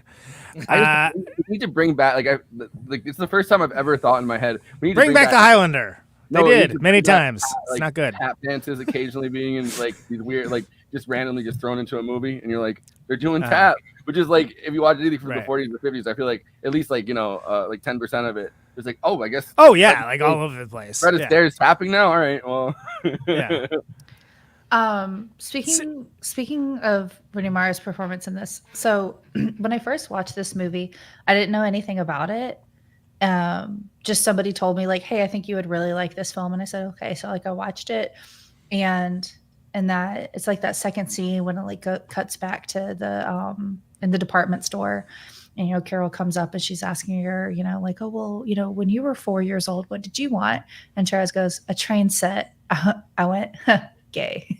And I had no idea what the movie was. That's awesome. There's also there's a joke about people that are neurodivergent, a lot of them are trained people, and it's then 2 scenes later she's like, I don't really I don't really connect to people like that. And I don't have an interest in people. Yeah. Somebody told me that I should be more interested in people. Yeah. And in my head I was like, oh, is she a little autistic? Is that is that what we're supposed to take away from this? And no, but she is a trained girl. Yeah, but she is a trained girl. I think. Well, the thing is she's spent all this time thinking that she has no interest in people, but it was just the people. She wasn't around people that interested her. She was around people that weren't very interesting. Yeah, mainly men. Mainly men, all the friends, literally everybody at the table. Because Carol asks her, she says, "Oh, how's that going for you?" And then she's very quiet, and she says, "Good, actually." Yeah. And I was like, yeah, it's so good. I like Sarah Paulson in this as well. I think she's a great, she shows up and stuff. It's like, oh hell yeah. It's always oh, that's cool. She's awesome. And it gave me something look, I forgot this existed. I just looked it up. Bird Box. Remember the Bird Box? She's good in Bird Box. I know. What? Bird Box? I mean, I remember that it happened, but I didn't watch it. She's in that movie? She's in that movie. I'll watch it. It's okay. It's fine. It's whatever. It's fine. They made a sequel, apparently. I'm I've never seen anything in less need of a sequel. It's I was all right. That was Velveeta, that movie. But it had a few moments. I will say the memes. It was the memes were better than the movie. The memes were definitely better than the movie. But... So it's Sandra Bullock with the thing on, and it's me when it's whatever you don't like. When it's time to promote movie night extravaganza, and then she's got her blindfold on. All right, I'm stealing that. Those were some good. Yeah, that's going up in the Discord right now. The other one was the actress that I really liked. The one that was. I think it's the Australian actress that we were talking about that was in we were talking about Picnic at Hanging Rock, and then we were like, oh yeah, she was in the Tommy Wiseau movie that they did. Oh, she was one of the girls in Picnic at Hanging Rock. She's the one that gets her eyes, I think, opened like this, if I'm not mistaken. And there's that meme. So there was the 2 memes going on at once, where one of them was Sandra Bullock's eyes, the other one was me forcing you to watch Movie Night Extravaganza. When you were describing her, I thought we were still talking about Carol. I was like, what scene are you talking about? Or her eyes? Did I fall asleep? What's going on here? I was like, I've seen this movie multiple times and I have no idea what you're talking about. Any of these scenes? What is he? Did I say anything? But yeah, Sarah Paulson is a person that's like another extremely elegant queer actress. Like yes, Cate Blanchett is obviously she's married to a man in real life. Talking about Jackie Weaver? Is that what you're talking about? Yeah. Oh yeah. She was also in Stoker. She was in a bunch of stuff. She was because she was also in Bird Box. Yeah, that's what I'm saying. She's the one that got her eyes. Oh, okay. I forgot why I was looking up this information. I was saying that this one. No, you said this one is this is the one that's time to promote movie night extravaganza, and then this is me forcing. Oh, okay, got it. Okay, on my timeline to that's good. That's good. See the show art. Spoiler alert for Bird Box. I didn't watch it. The important cinema of Bird Box. Well, I guarantee you, it'll be fine. You'll have the same experience. Okay. Look, you're not gonna have a bad night watching Bird Box. You're not gonna have a good night. It's fine. Yeah, I watched it during the pandemic, and it was like. Yeah, it's peak pandemic. I understand all the memes now. Great. You can't look with your eyes, and the eyes are covered. Yeah. Anyway, Letterboxd, of course, is a place for film lovers to talk at, with, and to each other about the films they love, maybe the films that they didn't love, maybe the films that they only wanted to thirst post about what a great MILF Cate Blanchett was. Hey, look, everybody gets to have their say. It's a bottom-up democracy. Everybody gets to opine, not just the Siskel's and Eberts of the world. But, of course, this is best done succinctly. You can get it across quickly, get your quip in, and then we put them on the screen and react to them for the movie we're covering. These are the Letterboxd one-liners for Carol. Where'd you learn so much about trains? She read between the lines. That's funny because you just said that. Yes. But I pulled these a couple days ago. So when I tried to transcribe the things on YouTube for Christina, it said Cisco's and EBs. It was like not just the Cisco's and EBs. Don't get baby talk. Great. I'm not polyamorous, but do they need a third? They already have a third. It was Sarah Paulson. What? No. Carol and Abby were over. They're just friends. They were just friends. They were just roommates. I know. No, they were lovers. Yeah, they're lesbians, which means that they have to stay friends for the rest of their lives. Till the end of time, exactly. Even if they don't like each other. I have to wonder if that's like the in some ways like inspired by like the therapist character. In the actual like Patricia Highsmith, like she ended up like being with her therapist, and then she was with like a socialite, like some famous socialite. And I wonder if like the Abby kind of character is like for her like the therapist. And she's like, yeah, I'm throwing her to the side because I met this socialite, and I'm gonna have a relationship. Trade you up to a exactly therapist or socialite. My brain is fixed. I need to move on. MILF stands for man. I love this film. True. With mom. Notice that they watched it with their mom. With mom. Amazing. I'm not gonna lie. I watched this with my mom too. I'm in that club. We meet on Tuesdays at 8 p.m. Anyone who doesn't love this movie is a cop. True. Specifically, that one private investigator that was definitely jerking off to those tapes. He's putting his pants back on with the buckle and everything, and they're like, yeah. No, I wasn't recording. I was doing other things. About to get his ass shot too. Literally, his ass. His ass would be shot. Thank you. Don, we now are. There's that crazy moment where she takes the bullets out of the gun because she thinks it's gonna be used on her, and she takes out the gun, and then the bullet, like she goes to shoot the fucking tapes, and there's no bullets in the gun, and I was like, I don't know if she's really lucky or if, she got her great moment fucking snatched away by this girl in the car. Either way, it's a different movie. That's directed by Quentin Tarantino. Don, we now wear gay apparel, bitches. Second Christmas queer Christmas movie in a row for this month. Me and the girl I pulled by liking trains. It's like that's how she gets her. Yeah. It's brings a new meaning to train spotting. There it is. There you go. Harge comes in and she's like, "No, this is the girl that sold me the train." And he's like, "Yeah, that's not a." I get it. She sold me a train, and then she wanted to know where the train was, and then I left my gloves there, and she's like, First train's free, rest will cost you. Yeah, exactly. Yeah. My roommate, who had never seen this before today, turned to me at the end and said, "What kind of name is Harge?" It's not just Harge. It's that her name is also Therese, not Teresa or Therese. So it's like Therese and Harge. Yeah. That's somebody definitely not wanting to name their characters in such a way that nobody that they know can be like, "Oh, that's me." Yeah. Oh, you're Harge? You think you're Harge? Yeah, you're Harge. you think I think so little of you that I would name you Harge? Harge in charge. Harge in charge of our life, and I don't know. The Carrie Brown scene cameo, perhaps the single bravest artistic risk in the history of cinema. I like that. Like, I really fucking like that they just kind of stick a lot of, like, you know, well-known lesbian actresses kind of either in the background or as, like, supporting characters. They're like, yeah, come on through. We can just get a role for anybody if we really want. I definitely did a double take. I was like, is that Carrie Brown scene? I was like, oh, right on. Very cool. These are the Letterboxd one-liners for Carol. Please follow the show Movie Night Extra at Movie Night Extra, our HQ account where you can check all these stories of the many movies that we cover in here and so much more. Follow us along on that platform for that. The Unzipped Private Investigator over there at Always Flacco. Forrest Miller is something on my pants. I was changing my pants and I was like, the recording has to keep going. So I was changing my pants. Just happened to walk in. I spilled something. I wasn't recording you guys having sex and I wasn't masturbating to it.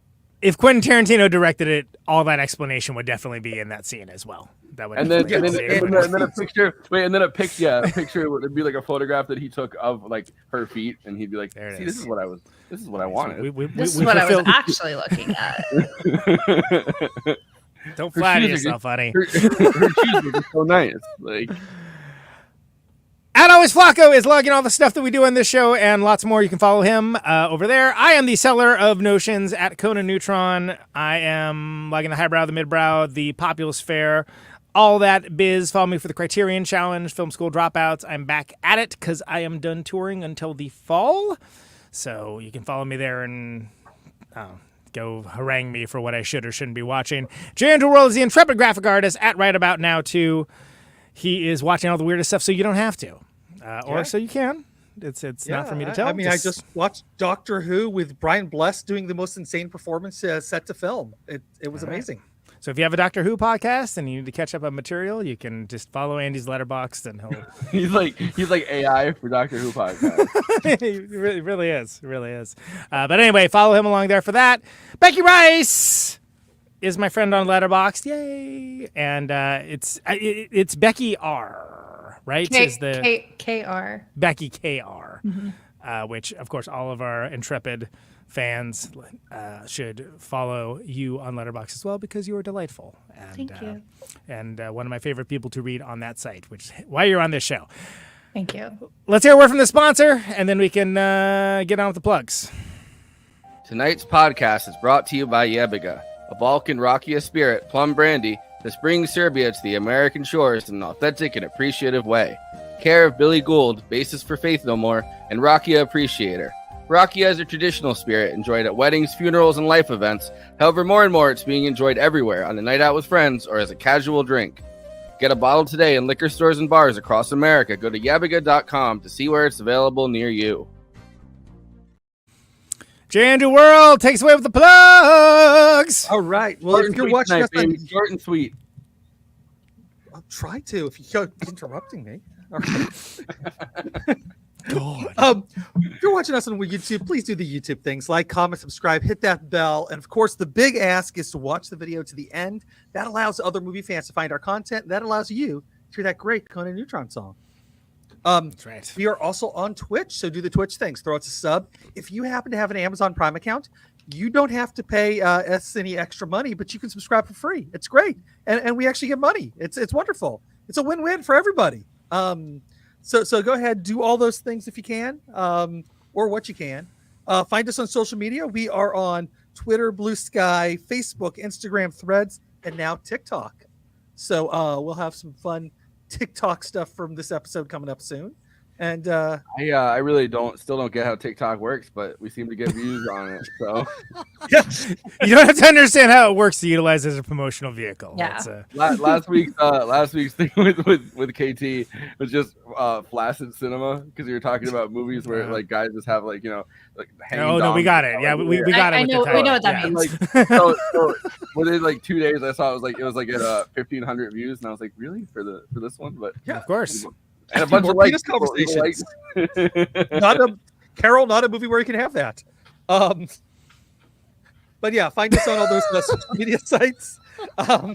We also have a Discord where you can actually see that I did post the Bird Box meme. It is there now. Alert viewers will note. ...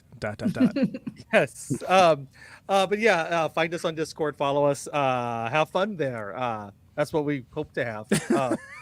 By posting Bird Box memes. That's what we hope to have. Isn't that always the hope? Yes. Yes, I always hope to have fun. I live in hope. Yeah. Yes, just like when I tune into Protonic Reversal. I always hope it's good, and it usually is. I would say usually. It always is. All right. I appreciate what you tried to do there. I always hope it's good, and sometimes it is. Every once in a while, it's not so bad. I like to be like, oh, hope is what I want to have whenever I turn to Protonic Reversal. I just assumed you were gonna go, and I always do. So I was ready to praise it, and then it's like, and sometimes I do. That kind of killed it for me. But the transition was, it's like there was a road, it's like a road, and you turned, and then you crashed the car at the turn. I'm like, I'm doing so good. Nope. But yeah, Protonic Reversal is back, which is great. That's right, baby. Yes, correct. I have Kip and Matt Hall from the Red Scare, who are back. The hardcore band, not the podcast with the chick that everyone likes talking about on the air, where I've been like, I got no frame of reference for this.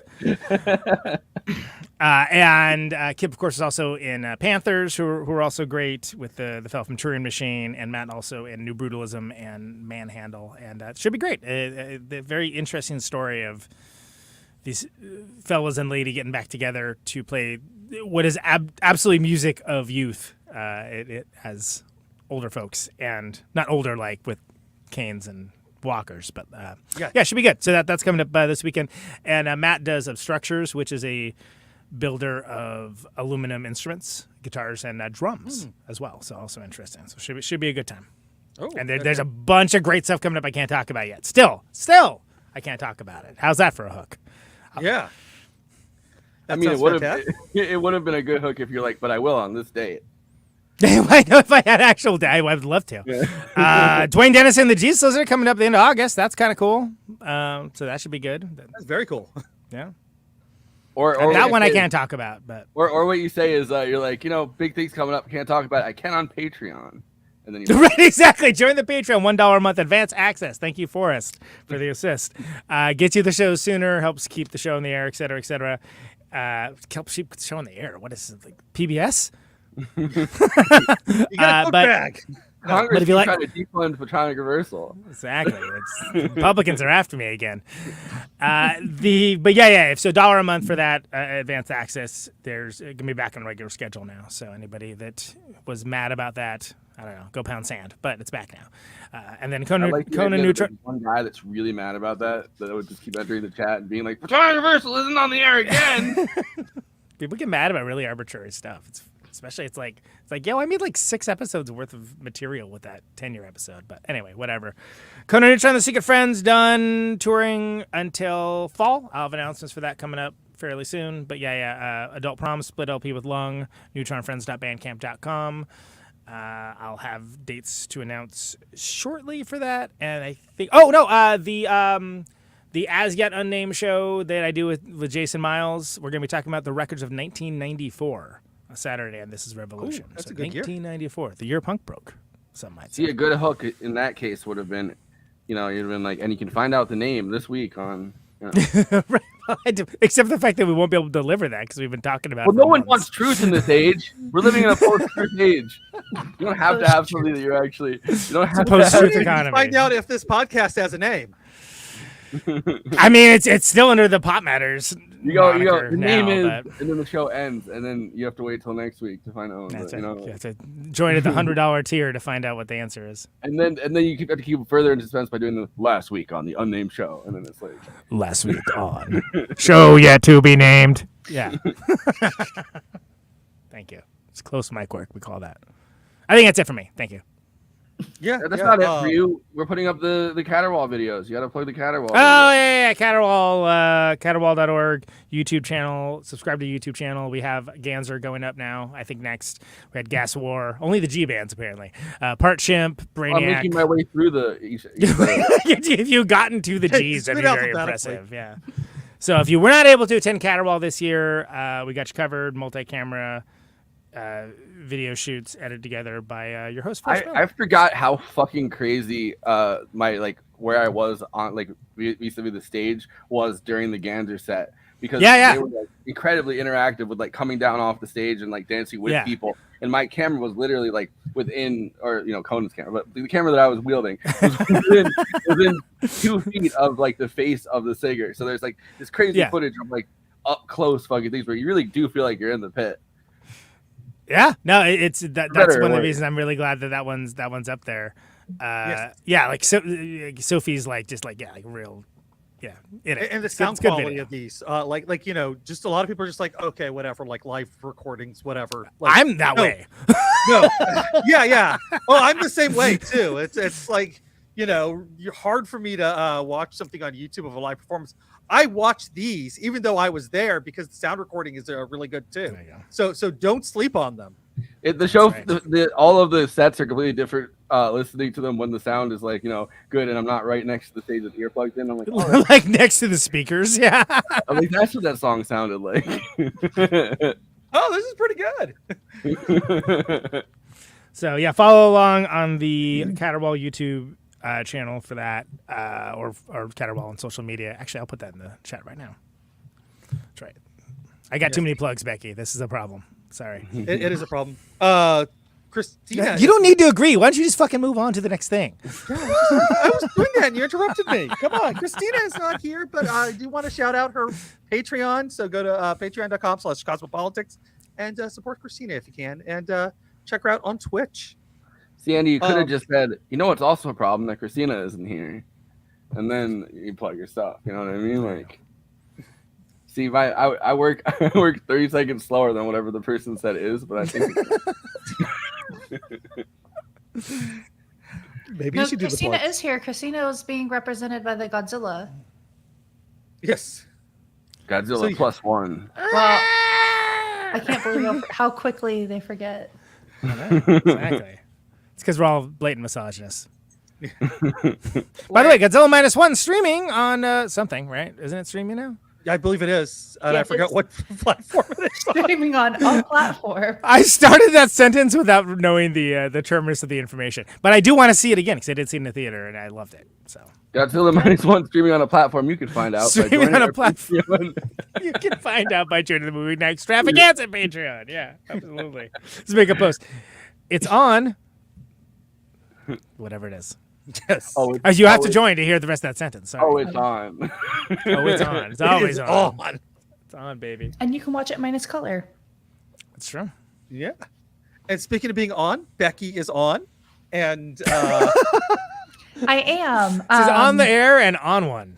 Yeah. I don't have really anything active to plug right now. Can I plug somebody else's project? Go for it. Okay, cool. If you have a movie theater near you and you haven't seen it yet, you should go see Ghostlight. Ghostlight is a film that premiered this year at Sundance. It won Best Director and also Best Acting Performance at the Seattle International Film Festival as well. It's about a construction worker who is dealing with his own mental health issues and trauma. Chicago, he's a Chicago guy, right? He's a construction worker in Chicago. He has never been to therapy. but he ends up kind of joining this community theater group as they're working through this production of Romeo and Juliet. And this is something that he's like never explored before, and kind of like learns a lot about like himself and his family and how to like move through some of those things. And it's just an incredibly beautiful film, and I want everybody in the world to go see it. So it's playing at most independent cinemas right now, but it also does have like a small AMC release. And so, yeah, I'm using my plug time to plug Kelly O'Sullivan and Alex Thompson's project right now because it's beautiful. I'm glad that Ghostlight doesn't mean when somebody keeps manipulating you from beyond the grave. You're like, oh man, I'm being ghostlighted. No, it's a thing in the theater. I was going to say I was going to go put it on my watch list right now until I realized I already had it on my watch list because you opined about this when you saw it in January. And I was like, that sounds good. And I will put it on my watch list. It does sound good. I haven't seen it. Yeah, it does. And I just have one more update. It was playing at the Milwaukee Film Festival with Thelma, too, which is the movie with June Squibb. Thelma also rocks. It's a very different types of movies. I really wanted to see it, but I was doing my show and I couldn't see it. They was only playing like one night. I was like, ugh. So I'm excited to finally see that one too. Thank you, Andy. Go ahead. Yeah. So last week we mentioned Katie and my friend Melissa doing having that fundraiser for her short film. She met her goals. Good. Yeah. So the movie is going to be in production very soon, which is exciting. I cannot wait to actually see her next film, which isn't out yet. It was like it's in post-production before this one that she's about to start working on. So I'm very happy for her. But like, just fantastic. She got the there you go. She met the goals, and she got that Andy World bump. Yep, she got funded. I can get behind that. Yes. Godzilla Midas streaming platforms. Godzilla Midas stream. Yeah. Is that it? I think that's it. Great. All right, Becky, do you have any final thoughts? I know we're supposed to be keeping it a secret, but Godzilla Minus One is on Netflix. You're ruining the Patreon. What are you doing? Some guy literally scrolling onto the Patreon and he's like almost clicks it and then he hears that and he's like, well now no, I don't have to. Sorry. How dare you? First of all, how dare you? Secondly, that's also I guess why correct. Andy didn't know what streaming platform it was on. True. You know? It's like the most obvious one, and all of us were like, "What is it? It's on something like really weird that no one really uses." No, it's like MGM Plus or no. It's on. It's streaming only at gas stations. Actually, those weird, like really interruptive gas station TVs. That I don't know who asked for those, but I'm surprised Netflix put anything with -1 on its platform because they just keep raising it. There's a +1 every fucking 6 months. Oh yeah, the price. Yeah, good one. Got their asses. Movie host destroys Netflix. R.I.P. Netflix. It's all about Maxwell now. But Becky, Max is called Max because it's the maximum price that a person can afford to pay for. Yeah, get him. Get him. Yeah, destroyed that one too. Anyone want to destroy Hulu while we're at it? Hulu's fine. I think that's fine. Yeah, I'm not beefing with Hulu right now. Hulu lets me watch The Bachelor, so I don't have to beef with them. You're safe for now until the next time Becky comes on, and then Hulu, will you accept this rose? But Max, I'm sending your ass home. I love it. Like once again, by the way, this joke is coming in direct from like a year ago when this happened. But let's call it Max instead of HBO. Let's keep the like least popular part, the parts associated with late night pornography. Yeah, let's keep that part in the name. Great. Yeah, and good idea. Not the part that's associated with the beloved.